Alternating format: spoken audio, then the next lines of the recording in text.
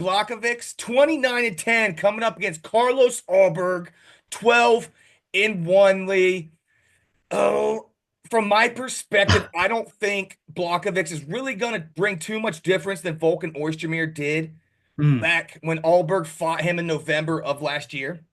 yeah. And Ulberg, I don't, the way he stayed disciplined, kept his jab out there.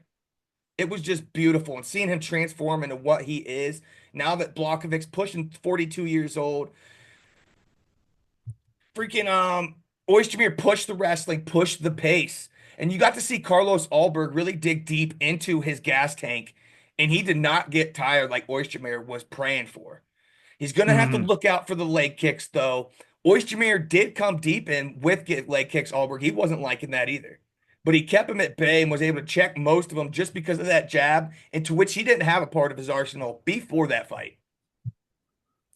Yeah, and Yan hasn't won decisively since beating an undersized Izzy back in like 2020, 2021, Yeah. right? Like Allberg, like you said, proved he could find a way to win outside of the first round. And actually, if you look at it, just statistics on the books, his grappling stats are better than Jan's.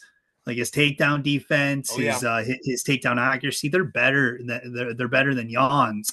Both men have the power to put each other out. There's no doubt in that. In my opinion, I think this is more of a test for Yan than Alberg. Because I mean, we seen it last night with Delidze is the perfect example of what happens when you take on a guy that's been incredibly active after you've been on a long layoff, especially as you're kind of fading out in age. Yeah, pretty much. I mean, you explain any other side I had to coming into this also, but Carlos Ulberg gets this win. I'd say he's going for a title here very soon, my friend. Absolutely. Your main event, UFC London, Leon Rocky